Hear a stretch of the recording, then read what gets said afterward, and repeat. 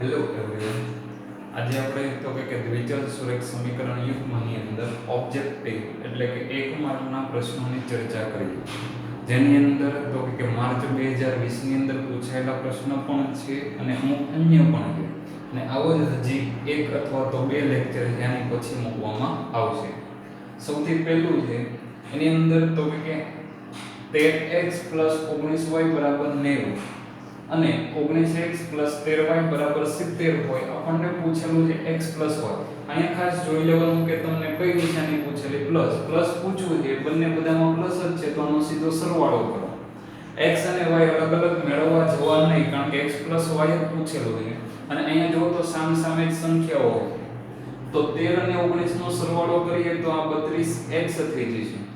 અહીંયા આગળ તો કે 32y થઈ જશે અને 90 અને 70 એટલે કે 160. હવે સ્પષ્ટ થઈ જાય કે એને 32 વડે ભાગાકાર કરી નાખો તો x + y મળી જાય.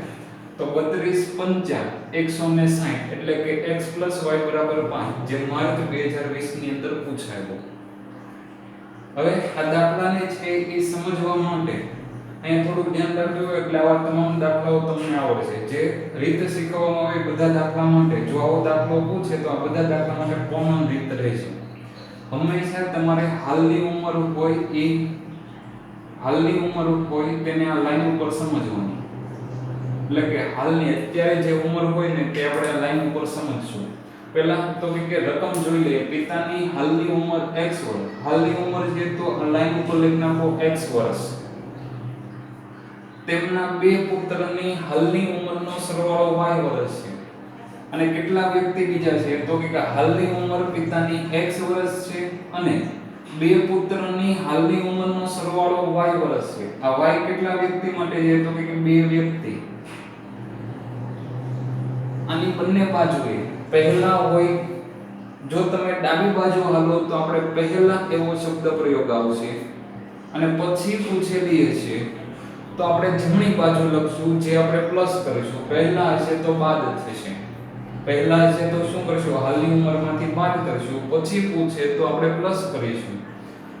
જેટલા વ્યક્તિ હોય આ એરો ઉપર લખી નાખવાના. કેટલા વ્યક્તિ છે તો કે બે વ્યક્તિ અને એક પિતા. બે વ્યક્તિ અને એક પિતા એટલે કે બે પુત્ર અને એક પિતા, એટલે ટોટલ 3 વ્યક્તિની વાત હાલે છે. હવે અહીંયા આગળ કેટલા વર્ષ પછી પૂછેલું છે તો કે 5 વર્ષ પછી, એટલે કે આપણે પહેલાની કઈ ગણતરી કરવાની નથી, ફક્ત કઈ બાજુ હાલવાનું પછી. હાલની ઉંમર જોઈએ તો હાલની ઉંમરનો સરવાળો કેટલો થઈ ગયો તો કે x + y એવું લખી શકાય કે પિતા અને બે પુત્રની હાલની ઉંમરનો સરવાળો x + y થઈ જાય, કારણ કે પિતા x વર્ષના અને બે પુત્રની હાલની ઉંમરનો સરવાળો y હતો. તો હાલમાં પિતા અને બે પુત્રની ઉંમર x + y છે. હવે 5 વર્ષ પછી ત્રણેય વ્યક્તિ કેટલા વર્ષ વધે તો કે 5 વર્ષ વધે, એટલે કે અહીંયા આગળ ટોટલ વ્યક્તિ કેટલા હતા, 3 વ્યક્તિની વાત છે. અને કેટલા વર્ષ પછી પૂછેલું છે, 5 વર્ષ પછી પૂછેલું છે. તો જેટલા વ્યક્તિ હોય, જેટલા વર્ષ પછી પૂછેલું હોય એ બંનેનો ગુણાકાર થાય, અને ગુણાકાર કેટલો થઈ ગયો તો કે 15. ગુણાકાર કેટલો થઈ ગયો 15.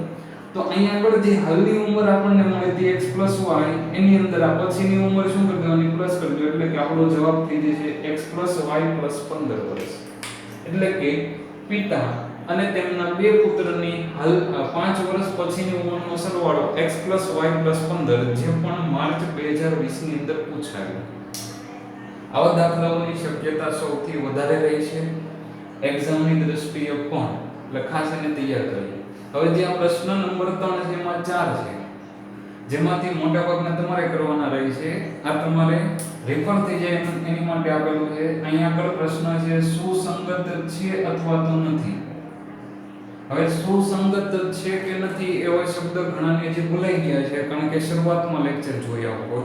તો ફરીથી એક વખત એને ઝડપથી રિકોલ કરી નાખો કે a1/a2 does not equal to b1/b2. તો આને કહેવાય અનન્ય ઉકેલ. અને જે સમીકરણને અનન્ય ઉકેલ હોય હંમેશા કેવો હોય તો કે સુસંગત હોય. એવી જ રીતે a1/a2 = b1/b2 = c1/c2 થાય. તો અહીંયા આગળ તમને અનંત ઉકેલ મળે. કેવો ઉકેલ મળે, અનંત ઉકેલ. તો તો જેની અંદર ઉકેલ મળતા હોય, ઉકેલ મળે છે બધા સમીકરણ યુગ્મ કેવા કહેવાય તો કે સુસંગત છે, એટલે કે અનન્ય ઉકેલ અને અનંત ઉકેલ મળે તો સમીકરણ કેવા રહે છે? સુસંગત છે. પણ જો તમને a1/a2 = b1/b2 does not equal to c1/c2 મળે તો એનો અર્થ થાય કે આ સમીકરણને ઉકેલ નથી અને રેખાઓ કેવી થઈ જશે તો કે સમાંતર. ઉકેલ નથી એટલે કે રેખાઓ સમાંતર છે, સમાંતર રેખાઓ માટે સમીકરણ યુગ્મ સુસંગત નથી. જે અનંત ઉકેલ હોય તેની માટે સમીકરણ યુગ્મ સુસંગત છે અને અવલંબી સમીકરણો પણ કહેવાય જો અનંત ઉકેલ હોય તો, અને રેખાઓ મળે તે સમપાતી મળે તેમ કહેવાય, અને અનન્ય ઉકેલ હોય તો રેખાઓ છેદે છે એમ કહી શકાય. તો અહીંયા આગળ આપણે ઝડપથી આ જે શરતો છે એ તમારે ચેક કરતી જવાની છે. a1/a2 1/2, a1/a2 1/2,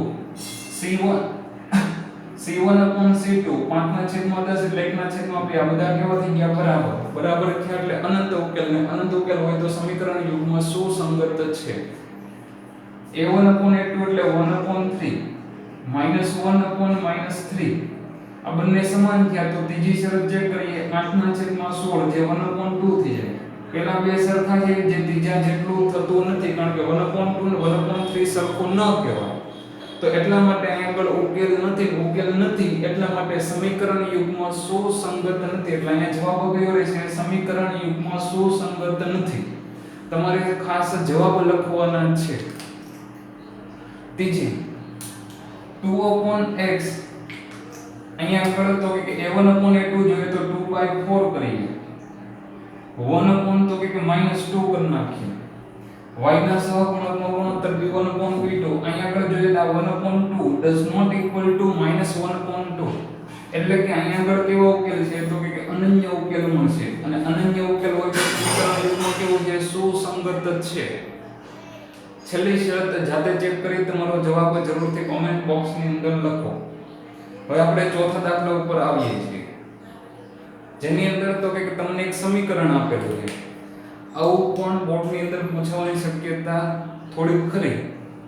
એટલે કે તમને સમીકરણ આપીને એવું પૂછે કે આને યુગ્મ એવું દ્વિચલ સુરેખ સમીકરણ યુગ્મ બીજું રચો કે જેથી બંને રેખાઓ કેવી મળે તો કે છેદતી થાય. તો હવે આપણી પાસે શરત ખબર હોવી જોઈએ a1/a2 does not equal to b1/b2 એટલે કે આપણે x અને y ની અંદર એવી સંખ્યાઓ લખવાની કે જેથી a1/a2 અને b1/b2 નો ગુણોત્તર સરખો ન થાય. જો તમારે ભૂલ ન કરવી હોય તો સીધું એવું વિચારવાનું જે નિશાનીઓ હોય ને એક જગ્યાએ બદલી નાખવાની. એટલે કે તમે એવું લખી શકો કે 2x - 3y - 8 = 0. બાકી બધું રહેવા દો સરખું. તો આ છેદતી નથી, કારણ કે 2/2 કરો તો 1 થશે. 3/-3 તો કે -1 ક્યારેય સરખું નથી થવાનું. ફક્ત એક જગ્યાએ નિશાની ફેરવો, બધી જગ્યાએ ન ફેરવતા. એટલે કે છેદતી રેખાઓ મેળવવી હોય તો તમને જે સમીકરણ આપેલું હોય એની અંદર શું કરે તો કે એક જગ્યાએ નિશાની ફેરવો, અથવા તો એવી સંખ્યાઓ લખો કે જે બંનેથી અલગ હોય, એટલે કે કોઈ ગુણાકાર સ્વરૂપે નહીં. માની લો કે હું અહીં આગળ 3x લખું +5y લખું -7 8 જે કાંઈ લખું એની ઉપર છેલ્લા ઉપર તો કાંઈ અસર જ નથી, એટલે એ કદાચ ન લખો તોય ચાલે. 3x + 5y = 0 લખો તો પણ ચાલે, તો પણ એ કયું કહેવાય? છેદતી રેખા છે કહેવાય, કારણ કે a1/a2 does not equal to b1/b2. હવે તો આપણે સમાંતર રેખા ક્યારે મળે તો કે પહેલા બે સરખા હોય, પહેલા બે ગુણોત્તર કેવા હોય? સરખા હોય. સરખા ગુણોત્તર લાવવાનો અર્થ થાય કે સરખી સંખ્યા વડે ગુણો. સમીકરણને સરખી સંખ્યા વડે ગુણો તો ગુણોત્તર સરખો આવે. એટલે કે સમીકરણને 2 વડે ગુણો તો x અને y ને સરખા ગુણવાના, પણ છેલ્લા પદને સરખા વડે નહીં ગુણવાના. માની લો કે આપણે સમીકરણને 2 વડે ગુણીએ તો આ 4x થાય +3 × 6y. એ નિશાની ફેરવવી નહીં, નહીતર પાછું સમાંતર નહીં રહે. એટલે જે નિશાની આપી હોય એ જ નિશાનીએ લખવાનું. સરખી સંખ્યા વડે 2 ને ગુણવાનું, 2 ને ગુણો તો 2 વડે ગુણો, 2 ને 3 વડે ગુણો 3 વડે ગુણો, કોઈને લાખ વડે ગુણવું હોય તો લાખ વડે ગુણો, પણ છેલ્લું સરખું નહીં ગુણવાનું. એટલે કે આપણે 2 વડે ગુણો તેમ બદલે 3 વડે ગુણ નાખો તો 8 ના 8 એમ નામ રાખો. તો હું અત્યારે કેટલા લખી નાખું? 24 લખું. તો આ રેખાઓ કેવી થઈ જશે તો કે સમાંતર બનશે. રેખાઓ કેવી બનશે? સમાંતર બનશે. કારણ કે અહીંયા આગળ ગુણોત્તર ચેક કરો તો 1/2 1/2 1/3 થઈ જશે. જે સમાન નથી એટલે રેખાઓ કેવી બની જશે તો કે સમાંતર. હવે તો કે સમપાતી. સમપાતી એટલે બધા ગુણોત્તર સરખા. સમપાતી એટલે બધા ગુણોત્તર કેવા સરખા એટલે કે ત્રણેય પદને સરખી સંખ્યા વડે ગુણો જે સમીકરણ મળે કઈ રેખાનું હોય? સમપાતી રેખાનું હોય. એટલે કે આખા સમીકરણને 3 વડે ગુણ નાખો તો 3 દુ 6, 3 તેરી તો કે 9 અને 8 તેરી તો કે 24. અથવા 5 વડે ગુણો, 10 વડે ગુણો, લાખ વડે ગુણો, સમીકરણને સરખી સંખ્યા વડે ગુણો જે તમને મળે એને કઈ રેખા કહેવાય? તો કે સમપાતી રેખા કહેવાય. જો તમે પહેલા બે ને સરખા વડે ગુણો અને છેલ્લાને અલગ સંખ્યાથી ગુણો તો જે રેખા મળે તે સમાંતર. અને પહેલા બે ને તમે અલગ અલગ સંખ્યા વડે ગુણો છો અથવા તો ખાલી નિશાની એક જગ્યાએ ફેરવી નાખો છો તો તમને કઈ રેખા મળી જશે? છેદતી રેખા મળશે. હવે આપણે પાંચમો દાખલો જે આજના લેક્ચરનો છેલ્લો છે. બે અંકોની એક સંખ્યાનો એકમનો અંક x હોય અને દશકનો અંક 5 હોય તો તે સંખ્યા કઈ? તો અહીંયા આગળ તમને કીધું તો કે કોઈ પણ સંખ્યા લખી હોય તો 10 ગુણ્યા શું કરવું પડે? દશકનો અંક અને એની અંદર એકમનો અંક ઉમેરી ગયો. અહીંયા આગળ દશક ઉપર 5 કીધું છે તો 5 10 સરળ ગુણ્યા એટલે કે 50 થઈ જાય અને પ્લસ x અને 50 x એનો સરવાળો બાદબાકી ન થાય એટલે એ જ આપણો જવાબ રહે છે 50x ન થાય. આ ધ્યાન રાખો, આ ખોટું પડે. એટલે 50 x છે કારણ કે સરવાળા બાદબાકી સંખ્યા હોય x હોય તો થાય. સંખ્યાને x ના સરવાળા બાદબાકી ન થાય ની 50x એવું ન લખાય. તો અહીંયા આગળ આપણે ઓબ્જેક્ટિવ પ્રશ્નોની ચર્ચાઓ કરી. જય હિન્દ, જય ભારત.